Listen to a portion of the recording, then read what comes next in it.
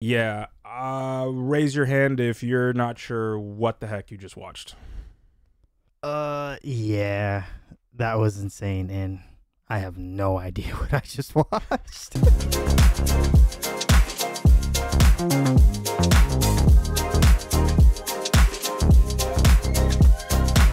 Yeah, honestly, I don't know where to start. Well, we'll just dive into it. Beau Is Afraid, the third feature film from director and certified freak Ari Aster. Yeah, it's a hero's journey, and now I understand why Ari Aster was calling it a hero's journey, an odyssey, a Lord of the Rings-esque journey. This is a hero story, but he's not really a hero. He is literally scared of everything. And even if you do not like this film, Ari Aster is a genius in my opinion. Yeah, at this point, I'm not really sure if I should be concerned or amazed at what's going on in this man's head. What is clear to me from watching Hereditary and now Beau Is Afraid is that Ari Aster has some serious mommy issues. The movie is about a man named Beau, and he's clearly filled with anxiety about everything. But from the start to the end, you can see that his anxiety is tied to his relationship with his mom. Yeah, the title is self-explanatory.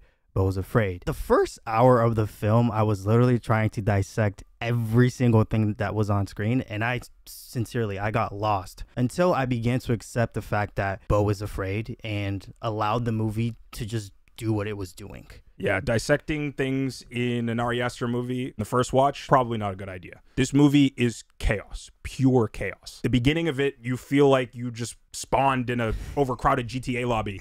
And then from there, you're taken on an absurd adventure. I saw this movie as different vignettes of a man's darkest fears. I honestly couldn't tell what was reality or if everything was happening in his brain. Yeah, one of the things that caught me off guard, I came into this movie blind. I didn't see a single trailer. I was expecting another Ari Aster horrifying film, and then 15 minutes in, I'm caught off guard by the absurd humor and the comedic tone of this film. One thing I am really struggling is that I don't even know if I should recommend this movie to some people. I think if you're an Ari Aster fan and you like A24 and you like the weird stuff that they make and embrace it, I think this film is for you. But if you've never seen an Ari Aster movie, I think you might not like it. I don't know. I think that's the struggle that I'm having right now with this film. True. One thing that I can tell you is that you will not be bored. This movie, it's funny, it's bizarre, but it's also dark and disturbing. If you haven't seen an Ari Aster movie, this is probably going to catch you off guard. Yeah, it definitely will. But if you are familiar with his past work as his short films, I think you'll find a lot of similarities to what he's done with his short films. They're super chaotic and very disturbing. So like I said, if you're a fan, I think you'll enjoy this movie. I haven't seen his short films, but for me, Ari's been hit or miss.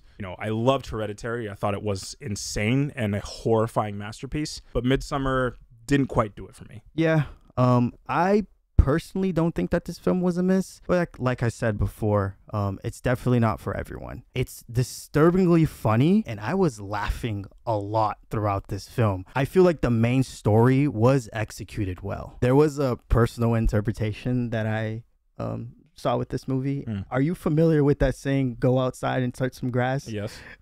That movie reminded me a lot of that, because I just think sometimes we're not in tune with reality and you make everything seem like it's a big deal when it's just like, yo, you just have one task, get it done. And it's not the end of the world. And I think for Beau, every single thing that he did in this film felt like it was the end of the world to him. Yeah. No, I think I see what you're saying, but I think for me, the biggest thing was like, it was an exaggerated ending of the world because of the anxiety that Beau's feeling.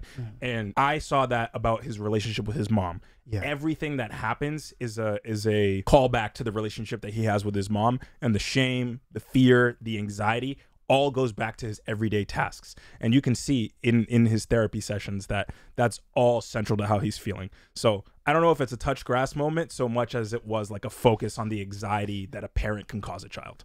Oh yeah, I 100% agree with what you're saying. I just think that was my personal interpretation of Ari Aster's work. I don't know if that's right or wrong, but that's how I saw the movie, another added layer to it. Well, that's the thing about Ari Aster films, right? There's so much meaning, there's so much symbolism that you can kind of derive your own meaning from it. Yeah, and I think that's the beauty of filmmaking, is that At the end of the day, we all have our own stories and our own ways on how we see media. And I think Ari Aster really wants you to just go crazy with your interpretation. That's why I think there's no right or wrong with this film. Yeah, that's fair. But then again, I thought the main theme of this film was addressed and executed well. But another aspect that I thought could have been different is that this film was actually too long. And yo, Abe knows me and a lot of people know me. I love long films, but I do think it was pretty long. Yeah, I guess it's fair. For me, I don't know if I'm insane, but this movie works, man. Usually this sort of ambitious storytelling can be a bit of a problem for me. Some things of the story can get lost in translation of everything that's crammed in there. But I think, like you said, you know, the main theme and the central focus was present throughout the entire story. And to me, the ending was a culmination of the anxiety, fear, and guilt that was plaguing Beau. Yeah, that is true. And after watching this movie, I actually went to sleep happy because I saw a film where the director had complete control of the narrative, and we saw the film in the exact way that he intended us to see. Preach. And shout out A24, shout out the producers, because that's awesome to see in filmmaking. It truly is. Because sometimes we just see producers, you know, put total control into the work, but to see Ari Aster go absolutely nuts, it's beautiful. It is beautiful. And even if you didn't like this film, I do think you're going to appreciate the fact that he got complete control of this film. Yeah, absolutely. He does what he wanted to do. And you can tell from the minute that it starts that if it wasn't A24, I don't know if another studio would have put this out. That's true. In this film, you got to give praise to the actors. A huge shout out to Joaquin Phoenix and Patti LuPone. I think that their relationship and the roles that they play and their commitment to the world really helps the world building pay off. And to me, it was one of the highlights. Yeah, this was actually A24's highest budgeted film. They produced it, financed it, and distributed it. So that's like crazy to see. But also, again, I agree with you. Joaquin Phoenix and Patti LuPone were insane. I actually loved Patti LuPone more because every single time she was on screen, I just felt like she stole the show. Honestly, I'm still processing this movie. There was a lot going on. And like I said, the movie was super ambitious. But the thing is, it's been 2 days since I've seen it, and I can't stop thinking about it. And I don't think it's going to leave my brain anytime soon.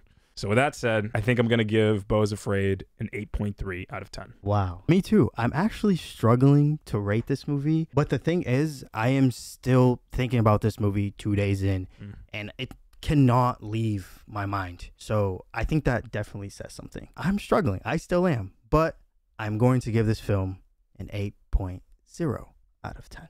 Fair enough. That's Beau Is Afraid. If you watch this movie, tell us what you thought. Leave a like, subscribe for more movie reviews. Thanks for watching. Peace. Also comment.